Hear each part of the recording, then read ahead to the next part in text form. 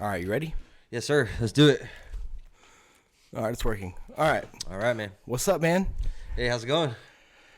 This is 2 years, 3 years in the making now of my first podcast I ever made was with you in our crash pad That was a in good time. Rockland, California. It's a good time, Now man. It's we're glad to be back. 15 minutes out of Rockland and doing it 2 years later, different city. Cheers it up, man. Hell Good yeah. to be back.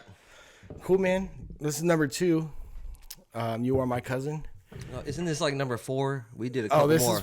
Realistically, this is like number 20, but this is number 2 of the official professional. This is professional to me.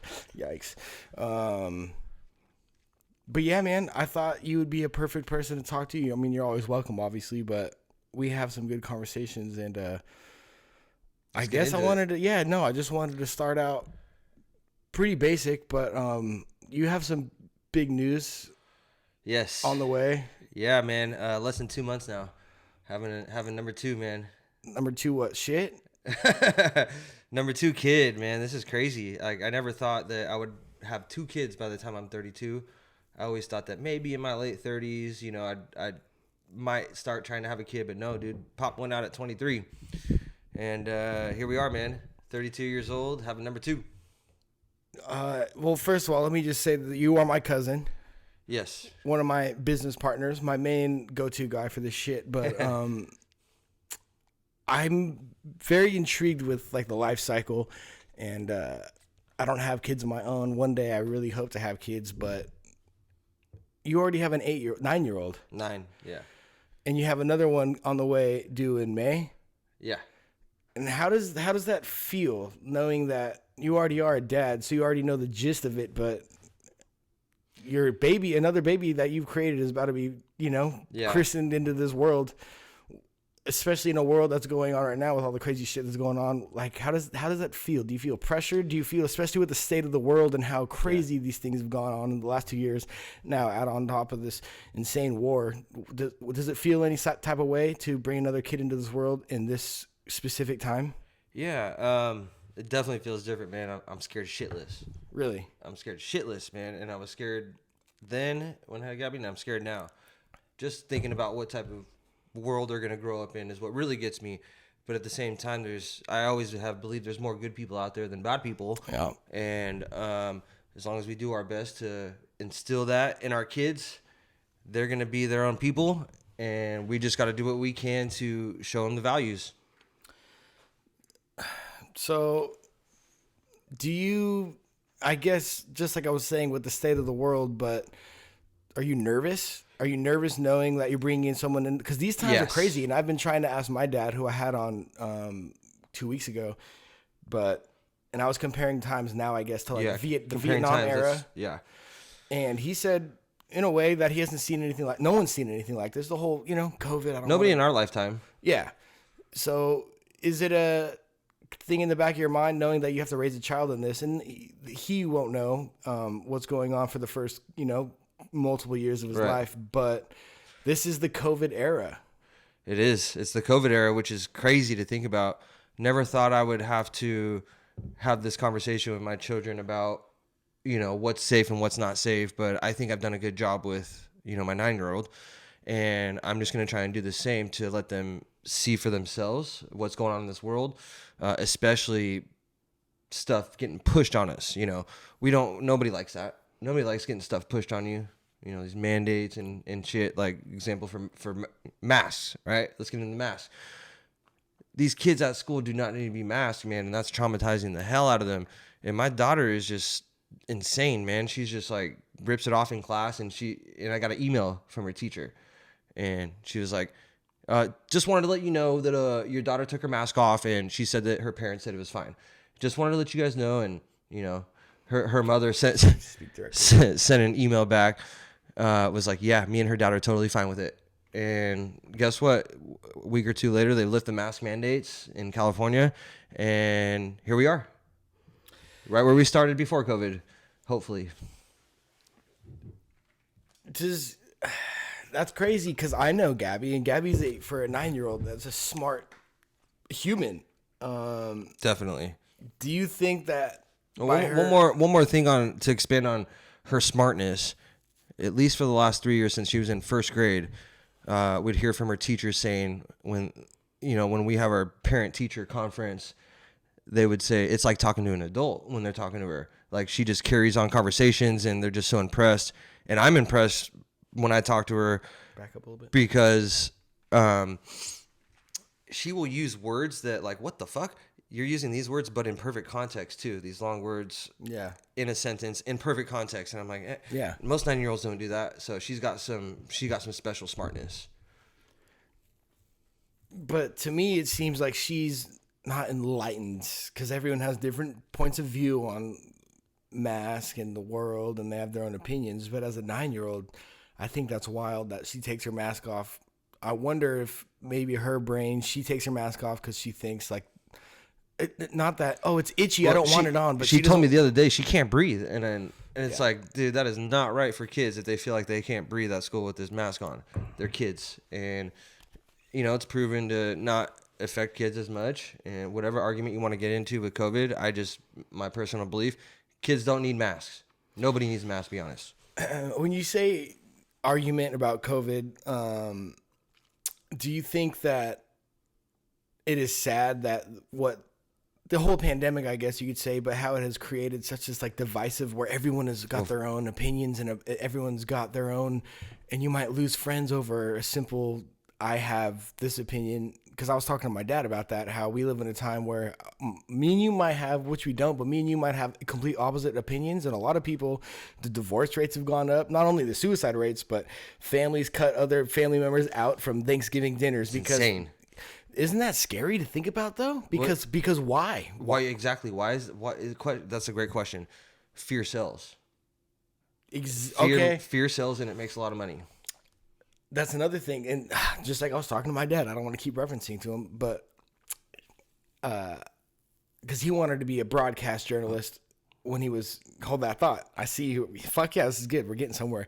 But fear sells. And I think that me personally, I'm a big advocate on anxiety and how much it fucking sucks. But the shit that you see in the news, especially now, it's almost like I personally feel like they push shit on you just to fuck with the average person's head that doesn't have all the intelligence that the government has. And I don't want to make this a government podcast, but I personally can speak from personal experience that I've been on the couch before watching the fucking news, and I'm like, what the fuck? Like, this is scary. And then you might go to the grocery store and you might get your chicken and your fucking cereal, whatever it is, but in the back of your mind, paper, or that. But you're in the back of your mind, it might subconsciously you're thinking about what you saw on the news, and it scares you, and then you go through your life scared. Well, the news, especially the local news, is designed to make you afraid of your next door neighbor.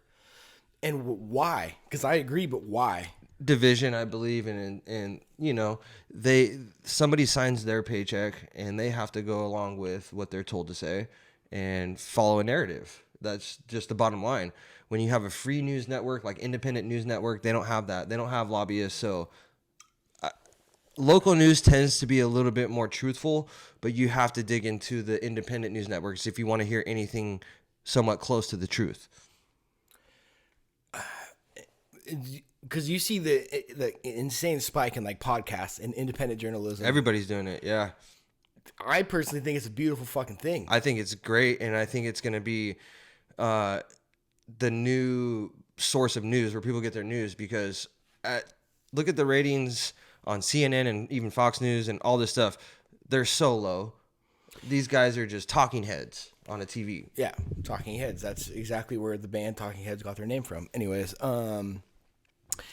I think that because I've told certain people, like, oh, what do you listen to? And I'll tell them like certain podcasts. I listen to like a gang of podcasts. I'd say 6 podcasts total. Like I religiously watch or listen to.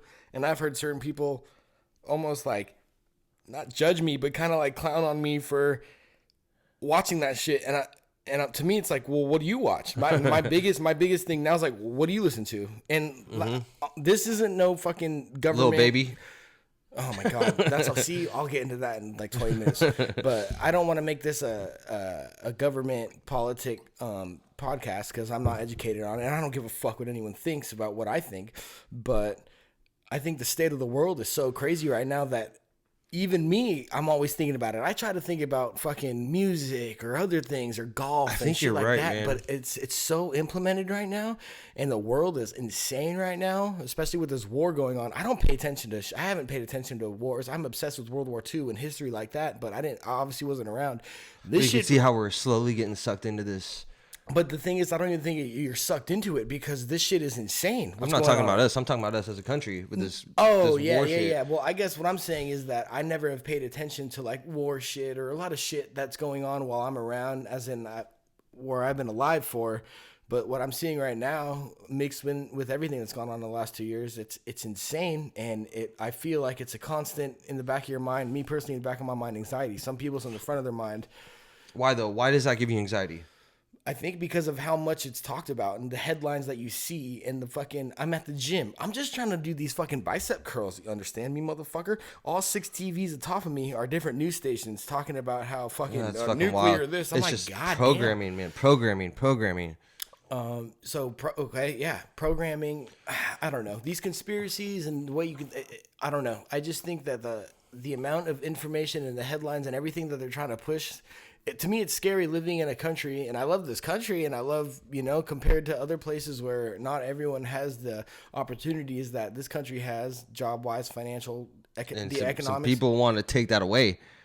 That's what's going on, man. And I guess it's all a lot of people hate America. And they do. This is all kind of starting from me asking you about bringing a kid into this world, and these are scary times. I mean, I've talked to a lot of people that are older than me, a lot older than me, that grew up in different eras, and there wasn't any real worry. Not even just at all. Not a war. Cruising the streets as a kid, throwing the ball around, man, scraping your knees up on the skateboard. And then you think, when you talked about comparing times earlier, I think about that too. Like, our parents grew up in a completely different time. They were driving around drinking, no seatbelts in the cars. We grew up with like no phones. And then, that we actually grew up with the introduction of internet and phones, which changed fucking everything. And now look at what these kids are growing up in. They're never going to know that because that's just how it works. That's just how life in the world works. They will never have the childhood that we had. And just like we never had the childhood that our parents had. But don't you think that the advancement of technology, because technology in a lot of ways is fucking awesome and it's very beneficial, but at the same time, do you think that it's kind of a contrary, like a win-lose situation, because as gnarly and technology is only going to advance more and more every day. It's not like it's going to stop and take a slow. Oh, it's eventually going to pass us. But yeah. Okay, but so what I'm saying is, don't you think that as the more the technology advances, the more society gets stupider? I agree 100% with that. Lazier, stupider, unmotivated, more self-conscious, and more that's suicidal. kind of honestly what America is. America's lazy as fuck. You know why? How the fuck? Anything we can think of to get lazier, we do it, man. We fucking TV remote. Let's start from the back in the day. TV remote, right? Oh, you don't even have to get up to change the channel anymore. You got a TV remote. Oh, what's next? You got motherfucking shit robots that are delivering you fucking food in your fucking own house because you don't want to get up to go to the fridge. Well, like, okay, perfect example for me, because I'm guilty of, I would be lazy and I do my best to cook fucking healthy ass fucking food 5 out of 7 days a week. But there's those times I DoorDash, and I feel like DoorDash or, okay, let's compare it to everything. DoorDash, Tinder. Right. Fucking. Shit just delivered right to your fucking door, man. Sluts to your door.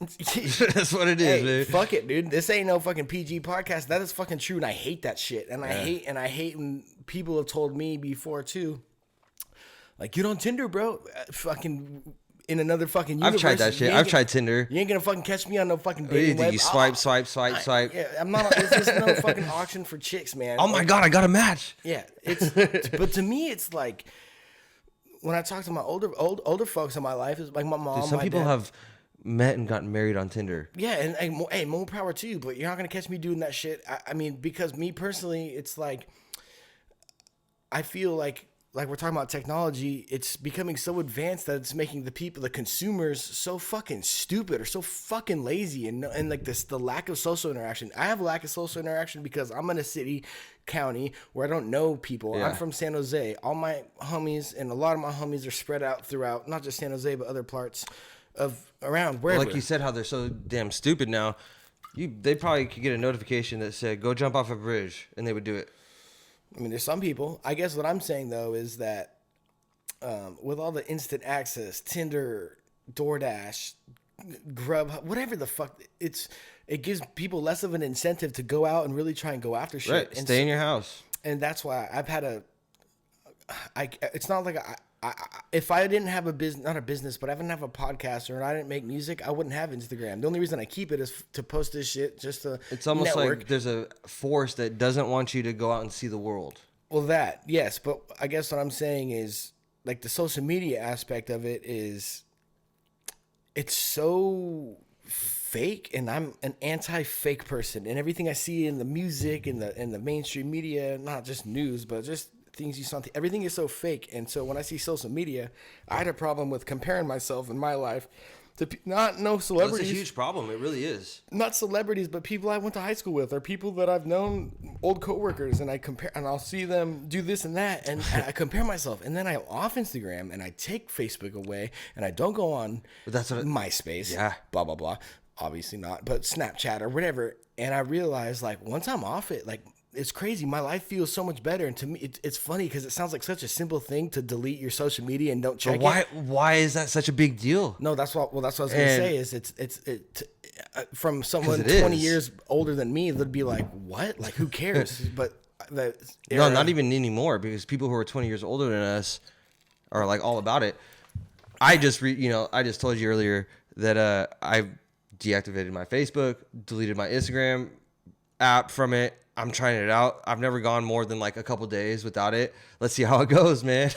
Well, like, from personal experience right now, it's like it feels fucking good because I downloaded it today to post shit. I'm hoping this isn't too loud.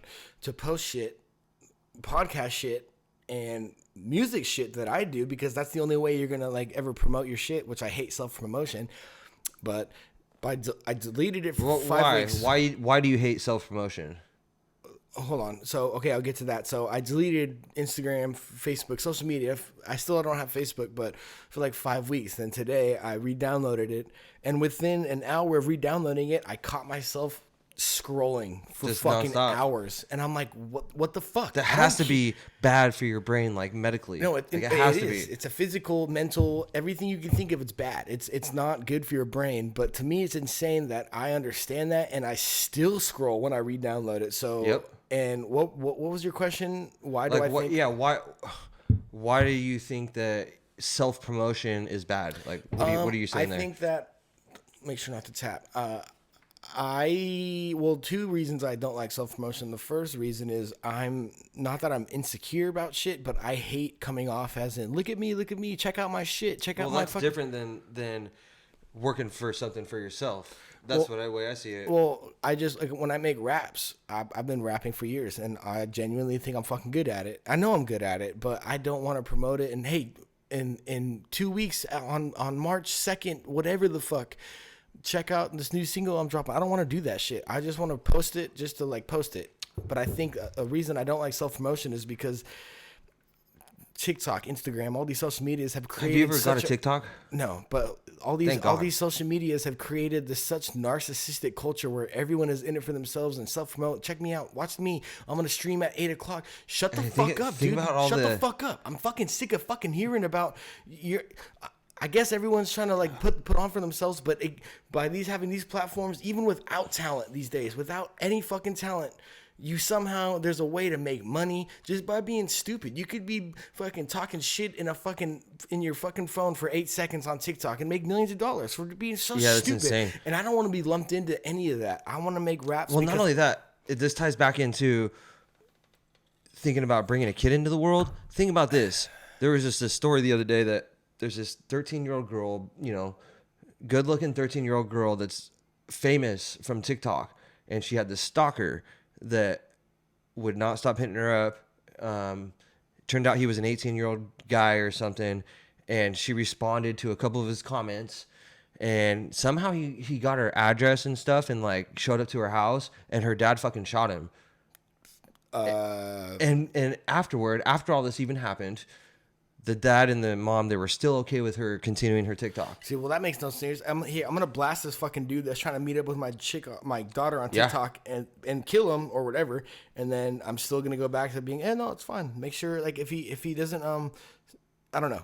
To me, that's insane. Like, Yeah, it's wild, man. okay, so It's like, do you sell yourself to the devil or do you not? well, no, but here's a fucking. I don't want to get into the fucking dark, bad, but like, with all the social media talk, imagine having a 13-year-old daughter, especially, but it goes both ways. And there's those fucking 18-year-old and up creeps that are out there. And that's another thing I think of is all the social media. And I'll probably talk about social media in every fucking podcast and technology because I use it for this type of shit. But I'm a hypocrite in a way, but I hate it. And I hate that it's giving so many people access to fulfill their agendas. And if that agenda might be a 19-year-old trying to hit on a 13-year-old, yeah, I don't condone that, bro. Like, not at all. If you get shot in the fucking face in 18, 19, 20, good. I don't give a flying fuck, dude. But also, Did you hear about Cain Velasquez?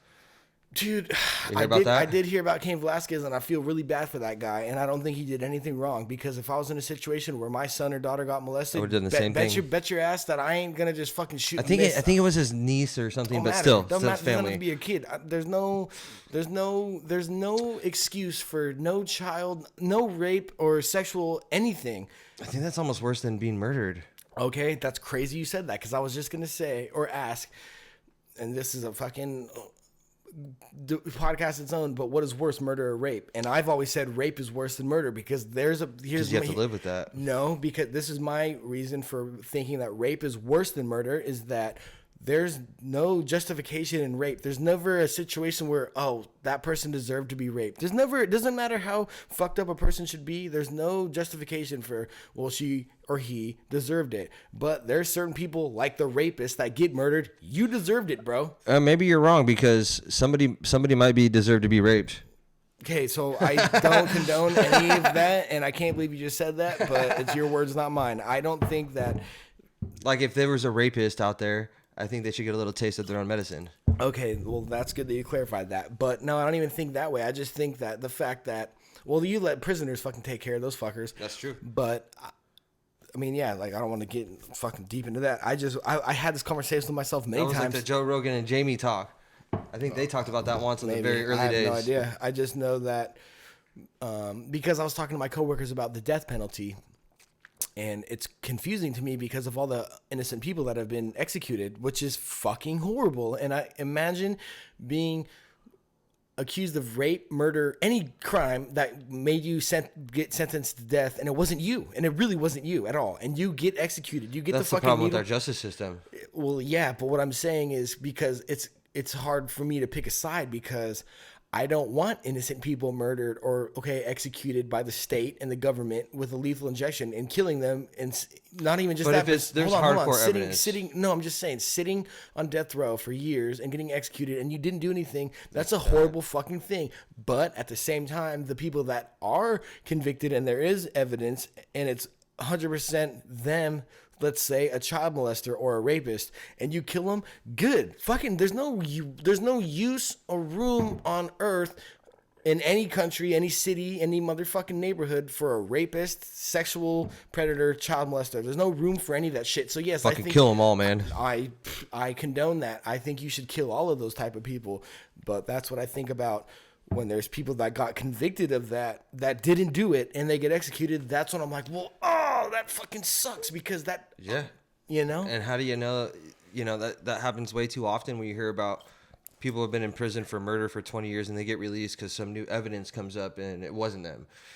But yeah, man, that shit's deep because I could never experience going through something like that, and I feel like that could probably happen to anybody. It could happen to anybody. It really could. I think about that shit all the time. I think about wrongful convictions or wrongful anything. You ever watched Making a Murderer? Yeah, that was hard to watch. What do you think about that? Like, it's so hard to dude tell was- if he's innocent or not. I think that dude was innocent, and I think he was. For the way they presented it, it tells me that he's innocent too, and the cops were fucked up in that. Well, so I was talking to one of my coworkers on Friday about this, and for Brandon Avery, one of them is Avery. Avery. Yeah. And the other kid, the kid with the glasses. That's Brandon something. His name is Brandon. Either way, yeah. I think that they're innocent. I don't know, obviously, but I think they're innocent after watching that. It does seem like they planted evidence. Well, I think that a lot of the times, the way they presented it, a lot of the times just to try to get when him. these wrongful convictions, I think that not so much the actual arresting officers, but I think the system or prosecutors or the legal system doesn't really care a lot of the times who the perpetrator is. I think that they just want to make an arrest and fucking silence the case and be like, all right, whatever. If this guy, even if he didn't do it, let's just arrest him and just put it to rest. Guarantee that's happened so many times. No, it is what happens. And to me, that's the scariest part. Yeah. And it's like, I just watched this documentary on the, Watch you tapping. On, the Rampart scandal in LA. Oh, and Los Angeles and just PD? think about how cops are just able to get away with that for so long. What was the main one of the main cops? He's He's Raphael. Raphael something. I just watched it, and he confessed to everything.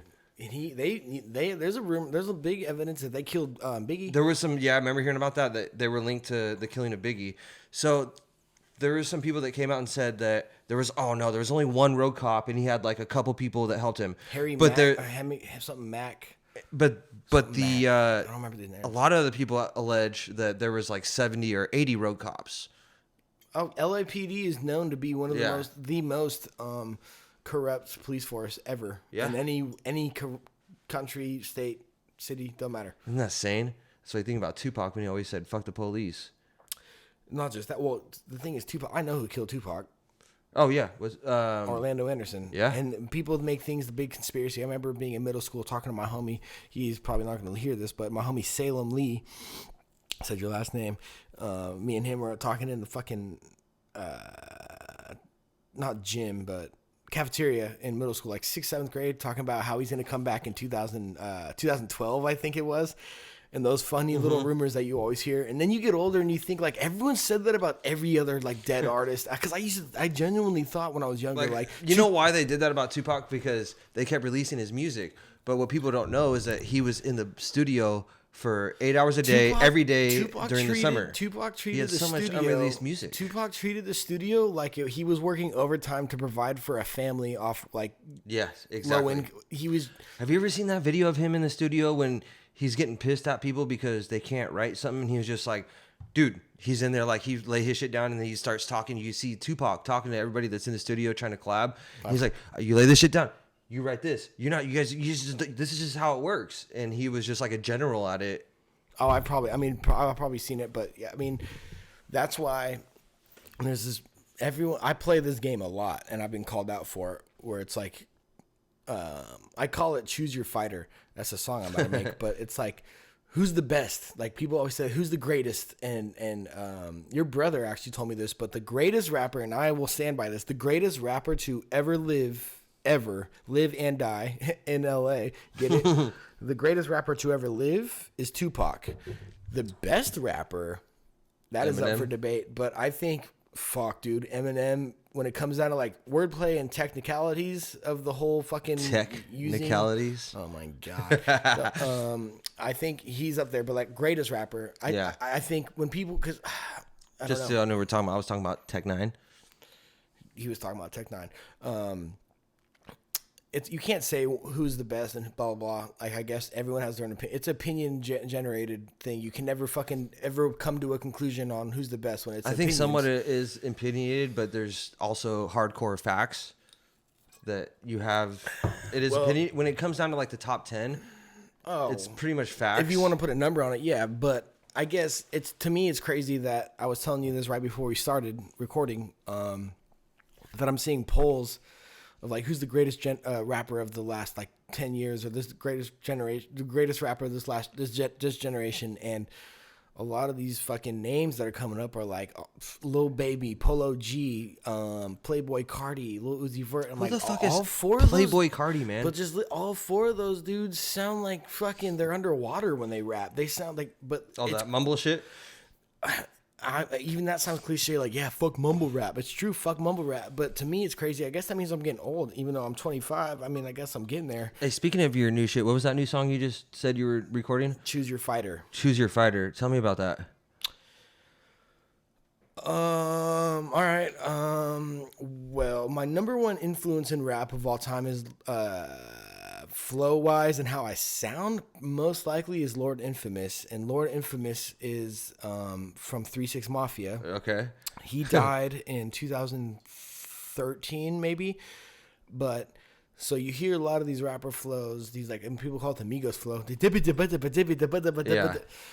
Yeah. Lord Infamous and a lot of the Memphis dudes, Memphis 3 6 Mafia, Memphis, do your thing, it's all good. A lot of the rappers in grab me one too. A lot of the rappers in Memphis back in the early 90s started this I guess triplet flow where where you're fucking spitting and rapping very fast and no one was doing that.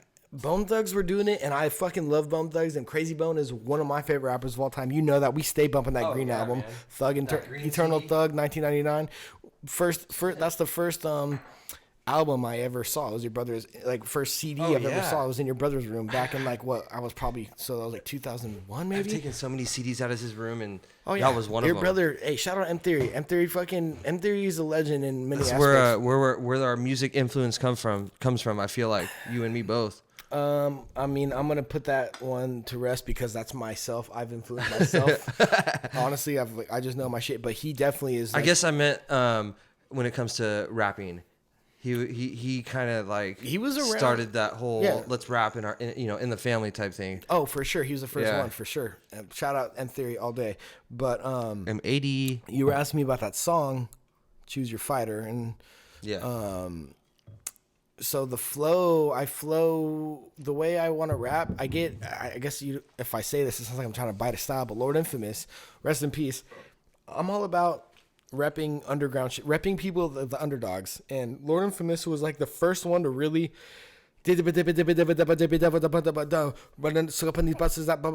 fast rap like that, but way back in the day. And now you hear all these rappers these days doing it, but no one talks about him. But he was doing it, and Tommy Wright III, 3 6 Mafia, Memphis dudes, 90s. If you want to do your fucking research, they were fucking doing that shit. But no one knows. Like, okay, a lot of people know, but a lot of people, especially these younger cats, have no fucking idea. Not to mention the samples that the people that have sampled 3 6 Mafia. But this song isn't music kind of like news? Like, the underground stuff is way sicker than the motherfucking mainstream shit. To me, obviously, but the underground shit is shit that doesn't get paid as well as the mainstream shit because it doesn't sell as much. Same thing with the news. You could say the same thing, but regarding the song, just to get it over with, is because I never talk about my writing. I guess no one's asked because no one gives a fuck. But my writing, how I write, where I come from when I write, from a dark place called my room. That was good, huh?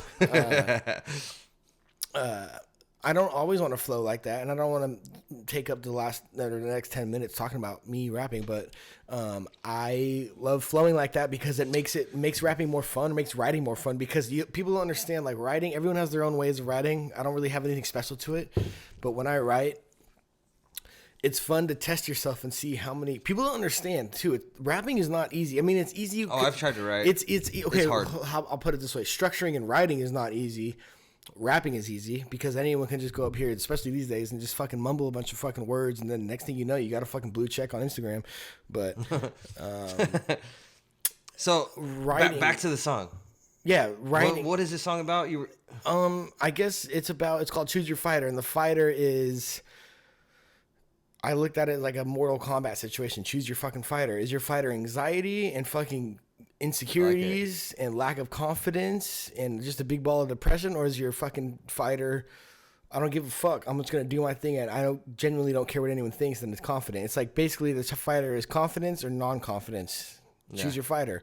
If you think about it, if you put it this way, you always choose the dude that you know you're good with, right?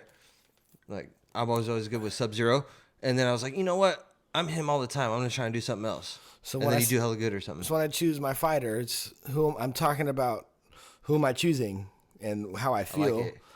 I like it. But regarding Lord Infamous, that's all I gotta say. Shout out Lord Infamous. Rest in peace. 3 6 Mafia is probably the most influential. Sipping on some scissor. One of the most influential rap groups of all time, and they have definitely influenced so much of the new rap, and no one fucking talks about it, and it pisses me off. And I'm speaking so loud right now on the mic, but it makes me very mad.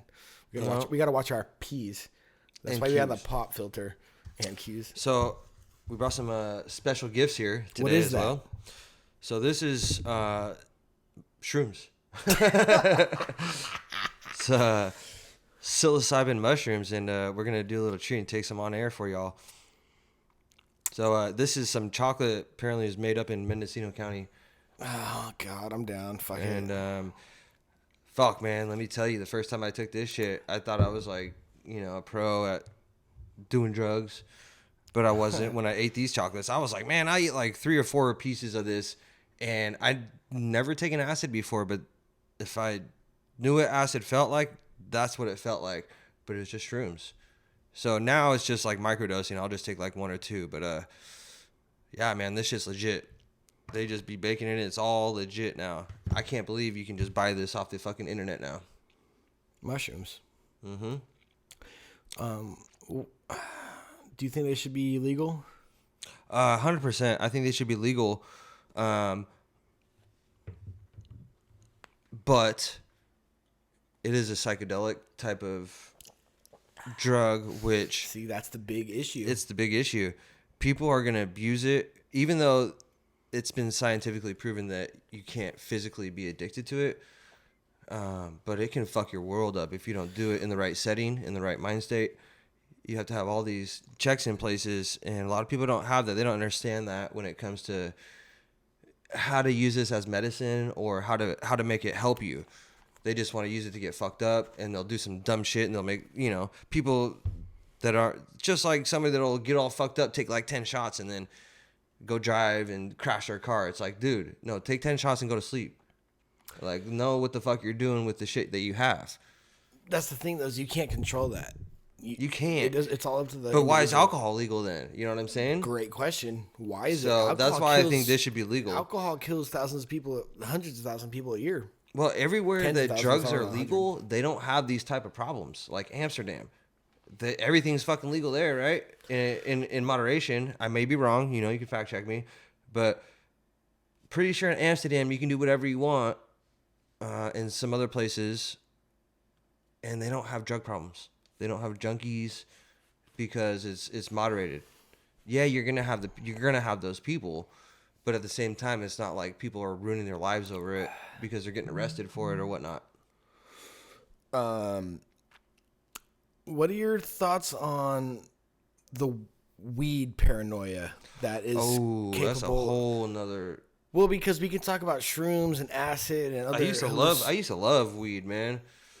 I mean, now we got high, like we're high right now, but yeah, that was like 1 to 2 hits. Yes, but I guess because people think that I'm always gonna be pro weed, but I have a lot of issues with it, to be honest. And but it has to do with who I am as a person and my mind state. Ooh, that looks fucking tasty. I hope my job's not looking at this. I'm just gonna start with one square. I'm telling you, man. Eating shrooms on camera on my podcast. I don't care. Yeah, I do. 1 up. It's almost like off Mario when you eat the mushroom and they level up and they can just, everybody wants the mushroom when you're a Mario. Isn't that a subtle hit though? Mm-hmm. Exactly. That's Think crazy. about it. That's a subtle hint. Whoever made Mario Damn, that shit tastes knew what bomb. the fuck they were doing. Well, They related it. I guess what I'm saying about the weed thing is because I can relate to you in multiple ways. Oh, see, it's a fucking whole other rabbit hole. Well, that's what sent me to the ER, dude, was anxiety attack from being high. So tell me what happened.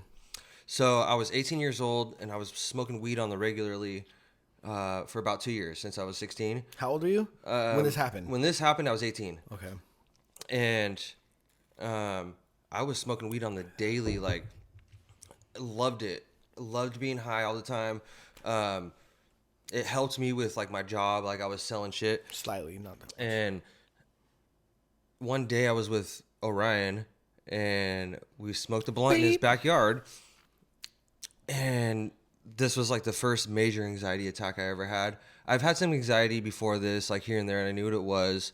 But this was like the very first like anxiety attack, like full blown panic attack. Yeah. And it happened in his backyard. And I remember just walking around saying, "There's something not right. Like I don't feel right. Like I'm scared." And my heart started beating, and I thought my heart was gonna stop. I was like, I got chest pain. I thought my fucking heart was just gonna stop on me. And I told him, I was like, we need to go to the hospital. I was like, we need to go. And he was like, are you sure? And I was like, no, okay, I think we're good. We don't need to go. Then I started walking home by myself. I got halfway home, and I turned to fuck around, and I ran back, and I was like, I need to go to the ER. Take me to the hospital right now. I need to go to the ER because I couldn't handle it. Yeah. And guess what? I got to the ER. They did all this shit, man. What'd they do? They did EKG. They did blood tests. They took EKG. And you know what he did? He said, fucking doctor said, he asked me about, I had a cousin die from a heart thing, which I think was what he kind of. And he was 20, right? Yeah, when he was 20. He was in the military. He was in the military, yeah. He just was doing his daily 8-mile run and collapsed. Just collapsed and died. And so I don't think that hit me then, but I think that's where the doctor, kind of led to, that was the root of. And he just wrote me some Xanax and said, go home. So you got prescribed Xanax. He prescribed me Xanax. And tell me about that process. So he gave me the lowest dose. It was a 0.25 dose Xanax. And basically it's like take one pill every 6 hours if you need it. But he was just like, only when you need it. And it did. It took the edge off. It works. Xanax really works for people who have anxiety. It really does. See, that to me, maybe so. It takes your anxiety away. Very, very, very, very minimal experience. That's why dosing is critical, because when people were dying off Xanax bars, those were like 3 milligram bars. Like they're just popping that shit to get high, and that will kill you. I couldn't even imagine taking a 3 milligram pill. The pill that they gave me was a 0.25. That takes 12 of those pills to be in one of those Xanax bars. So did you? The 3 milligram one. When you were doing it, because I don't have too much experience. I have.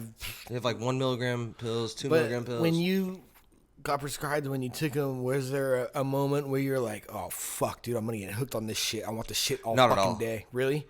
Not at all, because I was kind of like, I was 18 years old and I was already kind of into drugs. So that shit was like kind of lightweight to me, the Xanax. Oh, really? Yeah. You're fucking At the time it was.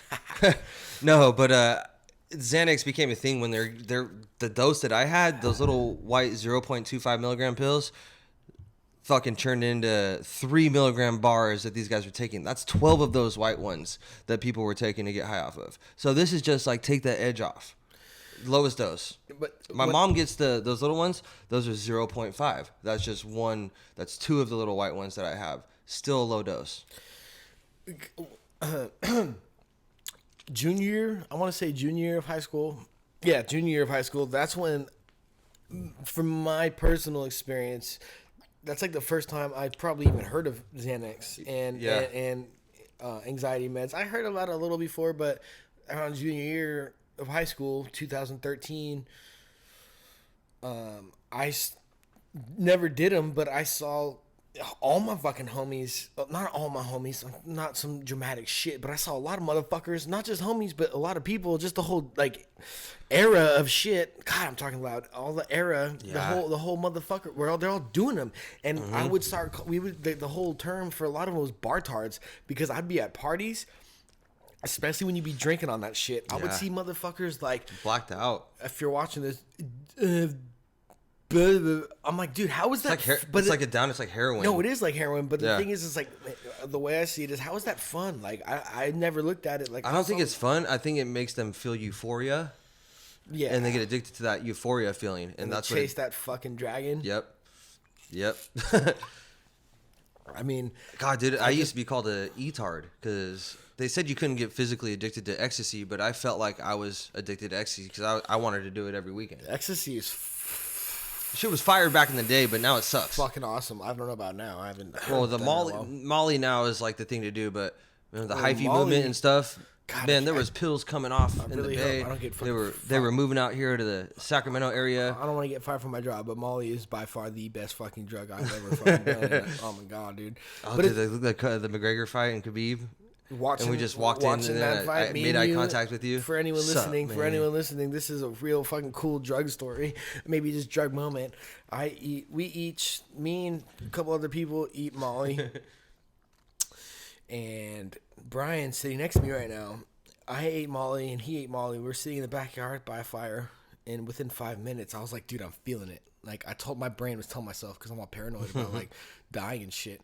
I was like, I'm feeling it. I'm feeling it. And you were like, no, you're not, bro. No, I could tell you're not. And I was like, yeah, I think I am. No, I wasn't. I was just telling myself that because I'm fucking having anxiety. Like, I'm scared. So I'm like, fuck it. Because it's been years since I took this shit. So I was like, I don't know how I'm going to react these days. I'm, 23? I go sit on the couch. This is during the Khabib-Conor McGregor fight. This is right before it started. I go sit on the couch. And I'm sitting there. I'm like, all right, I'm having a little panic attack. Like, fuck. Like, while you were sitting on the couch, it hit me in the back. So I'm sitting on the couch, and it's hitting me. It hit you in the back. It hit me in the back. That shit hurt or what? Okay, so it hits you. Man. It hits you. I'm sitting on the couch, and I'm like, I'm feeling it. No. A couple minutes pass by. Oh, I'm fucking feeling it, dude. Like, I was like, oh, I get it. Now I'm smacked. I'm fucking rolling dick That's right why they now. call it smacked. So the second I start feeling it, I look up, and I'm looking through the fucking kitchen window or the kitchen area, and I see you open the fucking Let's pop my head in. I hope you see you wearing a fucking 49ers fucking jacket, and you open up the fucking sliding glass door, and I look at you, we make eye contact, and me and you at the same exact time just nod our heads at each other. Yep. At that time, we're like, yep. And so that's my, as simple as that sounds, because we're not feeling that now. That is my best drug story I probably have, just because it was like me and some other person on the same. It's because drug, before you were like, I'm feeling it. I was like, no, you're not. No, I felt that. It's so crazy because instantaneously at the same time, someone felt the same thing I'm feeling. I was like, oh, we're on the exact same level, because I've done mushrooms with people before, and they either don't take that much or they don't take any at all. Or no, I'll take mushrooms. I'm in Goomland, and the person around me, Goomland isn't in Goomland, but they kind of think they're in Goomland. And I'm like, in my mind, I'm high, and I'm like, I know you're not, and it's fucking with my high, because you're not fucking on the same vibe as me. So when I know people on the same vibe with me, they could be sober too. I was thinking about this too. When you're in a certain place, around certain people, and you're reading the room, because I'm big on paranoid. I'm a paranoid motherfucker. I read the room everywhere I go, and I automatically start looking around and just kind of feeling where I'm at. And if I feel like people aren't on the same kind of level as me, maybe not intelligent wise, because I'm not saying I'm smarter, but just the same wavelength. Like, if I try to talk to someone that has no similarities as me, or like can't relate, if I'll because I could talk to you about Crazy Bone or something random like that, and you know what the fuck I'm talking about, makes me feel more comfortable. Not just because you're my cousin. You could be a random motherfucker I just met, and me and you could talk about Questions by Tech Nine or the Giants 2010 season all day. Because you're all Giants out right now. I can talk about like that shit right now. When there's people around me, that 2010 season, man, that shit was fire. Oh yeah. When there's people around me that I feel like I can't really connect to, I get a little panic attack. I'm like, oh my God, I don't want to fucking spend my time trying to fucking talk to these people right now. If I have a waste of energy, it feels like, It's a waste of energy, and it's not really the person's fault. It's just the whole situational thing. I've been in situations where I'm like, I can't relate to you at all. And it's not your fault, because you fucking are just your own person. But me personally, I feel like I got to get the fuck out of here, dude. Yeah. You know what I'm talking about? Totally. Like, that's just like the example of what wavelength are you on.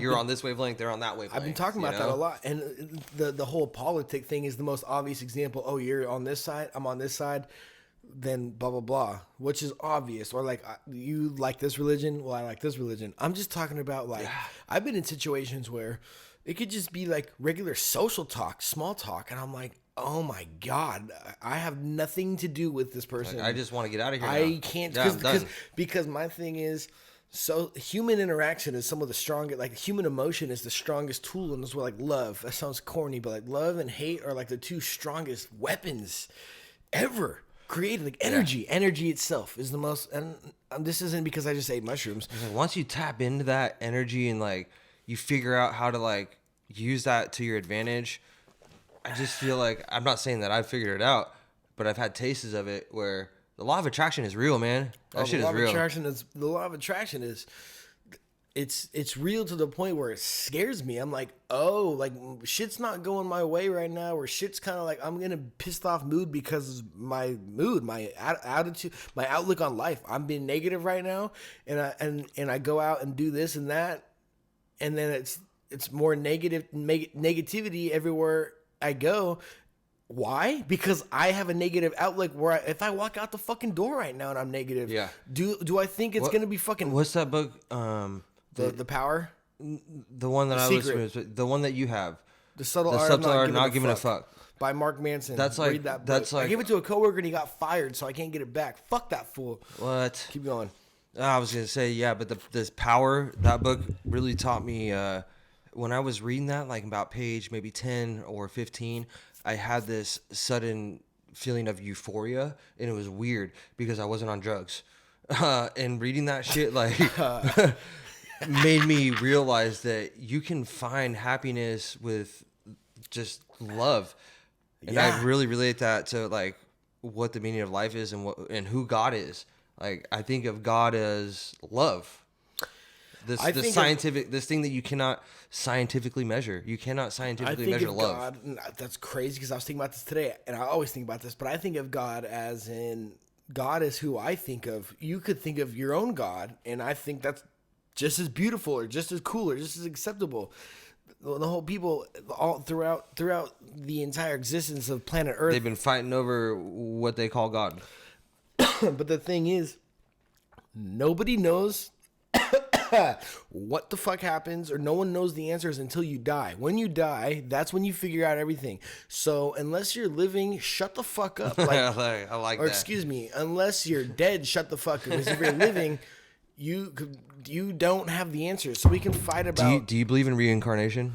I don't know, dude. I really don't know. I'm not talking about what you know. No, I know. I'm talking about what you believe in. Do you believe in reincarnation? That attitude isn't towards you. It's towards the question, because that question is one of the biggest questions ever, just along with what happens when you die. Do I believe in reincarnation? I don't fucking know. I don't believe in reincarnation, that you come back to this earth. I don't know. But you go somewhere. Your energy goes somewhere.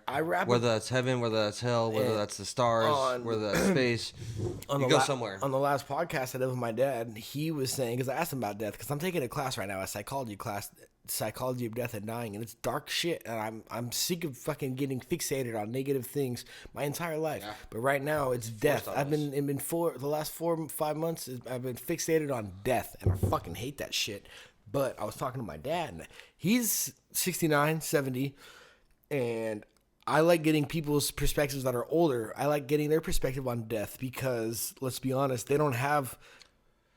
No one knows their due date to die, but when you're older, right, it's more obvious that it's sooner than later when you get older. So I asked him, and he said, I don't know about the whole like reincarnation thing, but how do you can kill a body? I could shoot you in your fucking face. Your fucking flesh is laid out on the floor. You're slumped over, but all the memories, all the things you've done, the person, the biological makeup, you can't kill that.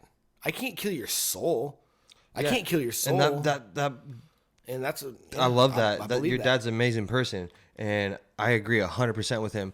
And that leads me into what I believe what happens when you die, which is I don't know. but that's the best. But my best guess is your whole life. Let's just start from the very beginning. You're producing your dad's balls, right? My dad's. You're a sperm. Your sperm goes into the vagina. You inseminate the egg, and then while your mom's pregnant, she's eating food, building all this energy. She's building this little thing. You're brewing. You're building energy. You're born, right? Smoking Marlboro Reds, but and then you're born. And then when you're a baby up until now, you've been eating food your whole life, building this energy up inside you, and into what you are now. And then when you die, that energy goes somewhere. All that energy goes somewhere, okay? And I'm happy with knowing that. You know what I mean? It's gonna go somewhere. Yes, but because you said that you went and got an EKG, you smoked weed, and you thought about death. And I've talked to you multiple times about death, obviously off camera. This is something that has been inflicting my brain a lot lately, like just death, because I think about Tommy, my boy Tommy, Tommy D, Tommy Juhan, R.I.P., my motherfucking best friend. And I think a lot of the times when I think about him, besides him popping up in my dreams, like making me laugh and shit, is and I was talking to his folks about this. is like, is he watching? Is he? Not just him, but grandparents or whoever the fuck could be. Are you watching? Heaven, Are you like, if something funny happens, like, are you just fucking with me right now, Yeah. dog? I think about that shit, and I think about, because I remember sitting on a curb in San Jose, right across from these apartment complexes, on my skateboard, sitting down next to my homie Cheyenne and my homie Christian, and they were the first people to bring this to my attention. The thought of nothingness. Like when you're dead. Oh and my you die, God. I was nothing. that way. I used to be that way. It's just black. But the thing It's like, is, do you remember before you were born? and that's not. But the thing is, I don't. So if I'm dead and you don't remember before you're born, and it's basically the same thing, then I guess what's the fucking reason to trip? If you don't know, then you don't know. What's the point of life? What's the point of life? Oh, there's many points to life. The main point of my life, the life that I look at life. That's what our astronomers trying to figure out, man. What's the point of life? The thing is that I think that there's certain things that are so intense to think about like that they're really just basic. What's the point of life? To me, it's a game, and it's how you play it. I don't know. You might get dealt shitty cards. You might get Perspective. It's just, what are you gonna do? Like, not everyone is able to born. Think about the sperm that didn't make it. I always used to rap this. I say that all I'm the the time. chosen sperm. So what I'm saying is, Life is beautiful. What Life I'm is s- too motherfucking it's short. not even that it's beautiful. It's just really short, and it's like there's no. What's the meaning of life? There is no meaning to life. Like, It's I just, wouldn't what are want you to gonna live. do? I wouldn't want to live forever, but I'd like to be maybe 200. I think 200 is good. I think 75 with a fucking bottle of whiskey and a pack of American Spirits is good with me, dude. I don't give a fuck, dude. I'm trying to see people. Like, how long would you really want to live? Realistically, Yeah, 88. I like that number. That's a good one. 88. I was thinking in the 80s too. I don't want to be in my 90s. I gotta stop fucking I don't wanna with be in my 90s. tobacco. I'm doing pretty good with no drinking, but I gotta, 88. 88. You know what? I take I that want back. grandkids one day. I wouldn't mind being in my 90s if I was like my grandmother, who was like fully mobile and driving, still in her 90s. I wouldn't mind doing that. But once I have to be taken care of, or let's say I get Alzheimer's or dementia, you have permission. Just take me out back and shoot me. So I did some homework today, and a lot of it was your opinion on physician-assisted suicide, death. Oh my God. Yeah, I always thought about that earlier. We were talking about something that made me think of that earlier. I think my personal opinion on it is if you're terminal and you know that there's a date, basically That's what you were saying earlier. You don't know your date, but these people that you're talking if you about, know they have your a date. if you know your date, I think go for it. If you want to kill yourself faster, go for it. Well, Fuck yeah, these are people who are terminally ill that's that what get I'm saying. approved for it. They have to if have you're two doctors. if you're depressed because your fucking lady broke up with you, no, you're not. I don't think you should be allowed to go to the doctor and be like, yo. Well, it's about suicide, man. And like, suicide is like literally the most selfish thing that any one person can do. It's not even just that. It's just like so insane that. And that's how I'm not far trying you to can offend go. anybody that knows somebody that committed suicide, but just think about it. If you commit suicide, that is literally the most selfish act that somebody can do.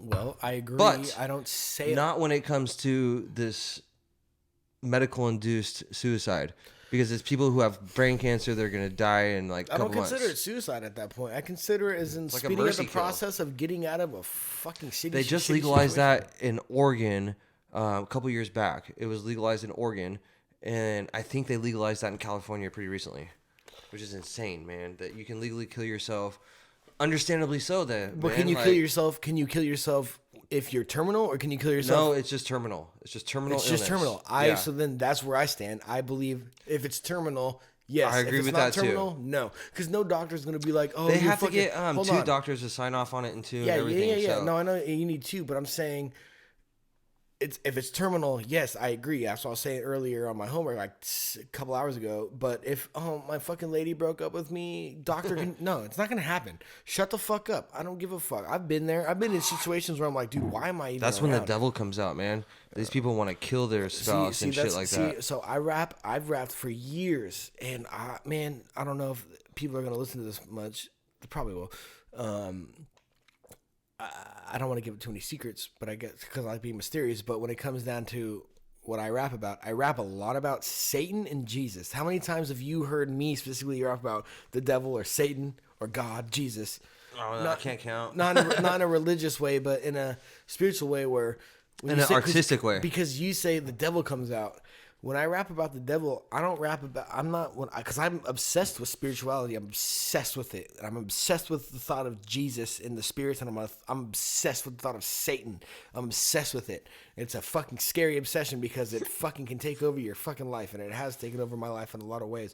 But when I rap about that shit, it's not Satan, the dude. But you're with a good the whole, person. No, but what I'm saying is Satan or God, but like Satan. I don't rap about the dude with the devil horns. Satan could be social media. God could be that fucking water that's working right there that I can fucking go drink if I needed to. Yeah.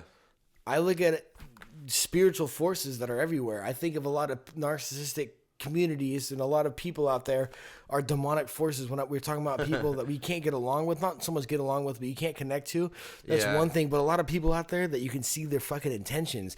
The way I look at it is like, that's Satan right there. That's a demonic force right there. Yeah, it's like, I'm sitting next to you ever fucking been at a stoplight and you look over and you see the fucking driver with nobody in his car and he's got a fucking mask on? That's fucking Satan. Okay, so yeah, that's the beauty of it, is that that's what you view, and that's the best part, is you can see it that way. Yeah. I'm talking about, let's say I'm in a fucking situation. I've been in many bars in my life, and I've been in situations where people are like, "What's up, homie?" Like, because I look a certain way, tattooed or whatever, and just negative people, and I think of it as like that's the devil right there. That's like demonic forces around me that are testing me. How are you gonna react? And I think Jesus and spiritual shit is the shit that's around me, that is the positivity, the light. It's just the light in the dark, and but it's every day. I can go to the grocery store and witness Satan in 4 different aisles, and then I can witness God at the checkout stand. That's how I see shit. No one probably agrees with me on that, but I agree. The beautiful part about it is it doesn't matter, because that's how I view shit. You can view shit differently. There's no right or wrong answer, because you only find out the answers when you're dead. We're not dead yet, so we don't know the right or wrong answers. You believe what you believe. I believe what I believe, and if you have something to say, I'll take you outside and beat the fuck out of you. How about that? Man, I really do think that this whole life that we go through it's a battle between good and evil, and it always will be. There's always going to be good, and there's always going to be evil. It's the only wars that there ever will be are good and evil. It's not like broken rich, or straight or gay, fucking black or white. Doesn't matter. All the wars and all the conflicts, whether it's you at the grocery store or Ukraine and Russia, it's just good versus evil. It's just positive and negative. Yep. At the end of the day, all opposing forces are positive and negative. You choose your side. If you want to eat a little bit more? Yeah, I feel like Let's do it, man. I feel like it's starting to kick in. I'll just eat this. All right, man. I'm gonna eat this little guy. It tastes fine. It tastes good. I don't know where we're at right now, because I don't have it set to minutes. I have it set to bars. Whatever. We're just chilling. Hey, we've spit 2,000 bars so far. Damn, bro. You know what I mean? We spit bars out here, man. Man, speaking of bars, man, I have tried before, even with my brother. I've tried to write a verse, and I can't get past the first bar. It's funny because when it comes to writing music, I cannot get past the first bar. A lot of people, I have so many fucked up things about me and so many insecurity, blah, blah, just a bunch of negative shit. But the one thing I'll say, one of the biggest positives about me, because of the way choose to use it, is my writing. It's so easy. Yeah. When people are like, how do you write? Well, I don't know what to do.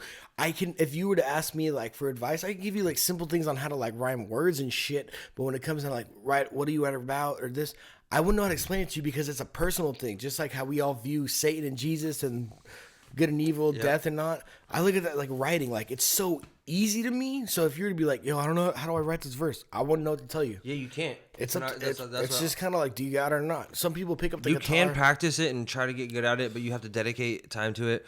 But at the same time, I don't think it's the same as what you got. It's like a God-given talent. Some people can pick up the guitar, and with two weeks, they're fucking just ripping it. That's like me with Rocket League. Hey, this motherfucker downloaded Rocket League yesterday. Smashing motherfuckers all day. It's just shit like that. I think I had like 2 or 3 goals last night, my first night. So when it comes down to writing, like verses or music, I think that just like the social media thing we're talking about, a lot of people that really don't have talent are making it right now, because it's getting so watered down. The raps, let's talk about specific, like rapping, it's getting so watered down and shitty that your next door neighbor could be, I'm going to just write this like this fucking song that I made. And who fucking And you knows? got you next door who's been working at it your whole life, but they just do this one. And they do thing. that one song, and next thing you know, like, dude, I blew up like on YouTube. Everyone fucking And he liked doesn't it. even care, and he's a millionaire. But he has no. And that's the thing where instead of getting embarrassed, because I'll get not embarrassed, but I'm like when people are like, do you rap? Like rapping comes in the conversation. I'm like, oh, like yeah. The reason I get insecure about like labeling myself as a rapper is how fucking stupid the game is. Yeah. I don't want to be. If I told someone that doesn't know me that I rap, they'd be like, "Oh, nice, dude." But that's literally Cool, what it bro. is. Like, even when I started getting pissed at hip hop coming up, it was literally, it felt like these guys did not care about the art form. They grew up in the hood or something, and they were given this rap deal, and they made that one hit song. And you never heard it from them again, and now they're millionaires. And that's not what hip hop should be. Or even just like what life should be. You know, getting famous off a 20-second TikTok, that shouldn't be life, man. That's not right. But more power to them. They get their money.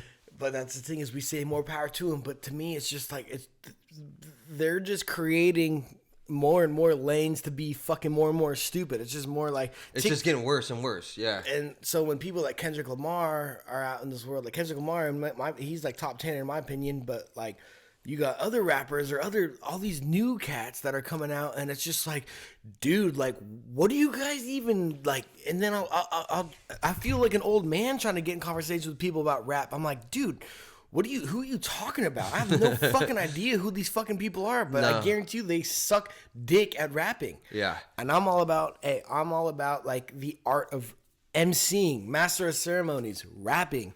So I fucking have close ass homies that kind of get on me about this. But when you go to a live show, talk about Tech 9 for a second because I'm gonna take a piss, but and this is completely normal now, just so people know. When you go to a live show, not Tech 9, but like any other famous thing of any famous rapper right now, play your song in the background and rap over it a little bit. I know exactly what you're gonna say. That's what I'm gonna say. It's fucked up. Talk for a That second. ain't art, man. ORP. But yeah, speaking of Tech 9, that makes me think of it. Tech 9, because Tech 9 doesn't do that shit. Nah, man, and all the real ones don't. And to give you an example, you go to the tech show, and I've been to at least maybe 10 of them, and he does 80 shows a tour at least, and twice a year. So he's doing like 160 shows a year, and he's rapping every single verse, every single word. And that's like the beauty of art. That's why you go to pay the money to see him, and not just because he's my favorite artist. You go to pay to see that real art. You see him and you can hear it. You can hear him spitting every syllable, especially a fast rapper like Tech 9. When you hear every single syllable, that's when you know he's a real deal. So I just don't think that I don't think that people should lip sync. Basically is what that means. And lip syncing is fake. Remember when what's her name? Jessica Simpson's little sister? I forget what her name is. Ashley Simpson. She got caught for lip syncing and she fucking heard it. Twist. And she got grilled, man, because everybody knew that shit's fake. It's like nobody wants to get caught lip syncing, but what you're saying is that's the new normal, huh? Yes. It's crazy to me though how like I'll try to say that to people like that are listening to rap and that are keeping up to date with like new rappers and shit, and they don't understand what I'm trying to say. Like they're like, everyone does it, bro. Cool, dude. So I'm gonna just stay at home and listen to the fucking jump song. off a bridge. And no. I'm saying I'm gonna stay at home and listen to the fucking song and save $70, so I don't just go to your show, watch you have your DJ press play on your song, and then once in a while, this is you. Hey, jump. They hit the chorus. Hey, they hit the chorus. Like hit the chorus, my motherfucker. Fucking hit the road, dude, because you fucking suck. I just think that has been my biggest pet peeve out of all the rap shit, all the fucking as garbage as the rap game is going. You've done what? You've done one or two shows? I've only done one show. One show, and I could imagine being there, but I wasn't. Dope as fuck. And it was dope as fuck because me and your brother are the only ones that did it without the background vocals, that's dude. exactly my point. We were the only ones. And Steven, shout out M fucking Theory, that motherfucker knows what's up. And he's my OG. And he was like, yeah, dude, like, you shouldn't do that. Like, you should not rap over your recorded vocals because it shows that you have no fucking real fucking talent. So if you have to rap over your recorded vocals, I'll just say right now you're a fucking bitch, and I have no respect for you. And what was that? Is that your? It's work. I was gonna. What the fuck? That was work. I thought it was baby. Thought my work phone. Baby mama shit. Nah, that shit's all good. That's all that Nowadays, matters. this is a work phone that made me right. give me that face. All right, yeah. Let me check my schedule. Yeah, regarding the rap game, I think it's disgusting that we can fucking pay lots of money to see people perform their songs and dance around on stage, performing over their recorded vocals. I'm all about the art of emceeing. If like Joey Badass is the best show that I've ever seen, and that fucker's making music again, but Joey Badass is the best show I've ever seen. He's a good fucking actor too. Yeah, I met that fucker, right? I keep calling him fucker. I met that fucking rapper 2014 when he just dropped it was like a debut before the Money Tour. I didn't realize how big he was. Dude, he's really big. Joey Badass. Yeah, dude, he has 8 million monthly listeners on Spotify, and I was like, wow, people fucking stay fucking with Joey. Yeah. And hey, rightfully so, because what I'm saying is at his live show, and he's my style and my upbringing. I talk about 3 6 Mafia, but my real upbringing and my real influence besides like Lord Infamous shit is East Coast boom bap Wu-Tang type shit, like Griselda. Those Griselda dudes I was showing you that you think are like the new Wu-Tang. Yeah, shout out those Griselda. are sick. But like Joey Badass, for example, I've been to a shitload of concerts. Joey Badass play the fucking beat, and I'm gonna fucking spit over my beat without the background vocals, and everyone is moshing. When did this change? When did that change? Because that's what I've never heard of anybody doing that. Lip syncing at a show. Was it the Ashley Simpson lip syncing thing? When did lip syncing start? Okay, well, here's my theory on it. Is it's probably been a thing for years. Like lip syncing has been a thing for years. Yeah. But that's lip syncing where it's like, oh, they got caught lip syncing. Nowadays, it's like no one says anything because it's like, that's like how it is nowadays. And I think probably 7 years ago, maybe like just when the whole SoundCloud era started taking over, because all those SoundCloud fuckers are talentless and they're all just a bunch of drug addicts who don't know how to rap. They just tattoo their face and look edgy and want to fucking look hard. And they have a bunch of fucking... I'm an island boy. See, like, I can't believe we even said that shit on my I don't podcast. get it, bro. But like those fuckers... I don't know. And now they're famous off some dumbass YouTube freestyle. It makes me sad, dude. It makes me sad that not just to think about me, like I have talent or whatever. I'm an MC, but I don't promote my shit like I should. But there's people like me who have a respect and a love for the actual art of MCing that really do push their shit. Yep. I don't push my shit at all, but that do push their shit that will never fucking get nothing. They might get 10,000 plays at most on any song they ever make, and it's probably better than 99% of rappers. You and me know, you and I both know, and you out there too, the people listening, that is zero talent. So what, like the Island Boy shit? Yeah, of course. What kind of talent is that? No, everyone knows, but it's just that's when. Is it the tattoos and the whatever image that they're portraying? The thing is, like nowadays, how fucking stupid it's been the last couple of years. It's a rapper coming out with no tattoos probably looks gnarlier than fucking rappers with tattoos. That dude's got no tats. That dude's weird, dude. Oh my god, that's funny. That dude doesn't have any fucking garbage on his face. That dude's weird. Yeah. So, but regarding the whole... Bro, do you fuck with Tom McDonald? No, but I keep hearing... I mean, not that I don't, but like I know who he is. Bro, he's like this... He's like this white rapper dude that... Yeah, it's like anti-government. He's got the tattoos all over his face, and he's got the image of like this like rebellion. You wouldn't think that he'd rap about this stuff, but he is fire, and he's been censored because of the shit that he said. Just like whoever else want to name that's been censored, but he's fucking good, dude. Right? I have no idea. Take away what he says, he is a talented ass motherfucker. Yeah, I mean, I love talking about rap when it comes down to this type of shit because like that's good that you think that because I when you think about the polls I'm talking about, or the opinions and the conversations that come up, it's not like the 90s where it's like you got Wu-Tang, Biggie, fucking Tupac, fucking Nas, fucking early Jay-Z. Yeah. When Big L was still around. Nowadays, it's like in this, as in 2022, dude, Polo G, bro. Him and Lil Baby. Pop out at your party. Him and Lil Baby, dude, they're going next. Like, what are you talking about? No one gives Lil Baby. No, I'm more of a Da Baby fan. Why don't you fucking hit the front door and get the fuck out of my house? All right. I don't need to fucking hear that shit anymore, because when you're someone like me who's a fucking nerd when it comes down to music, but hip hop, and these are the names that are circulating as in like the mainstream shit, it's like, god damn, dude, like where did we fail? Where is it? It's becoming a, like, the people that have less talent, like this Tom McDonald dude, I can't talk about him. He's probably good. But You should look him up. You'll probably agree. Well, the thing is, I saw a video of his, and he got a fucking gang of views, dude. Like gang of likes too.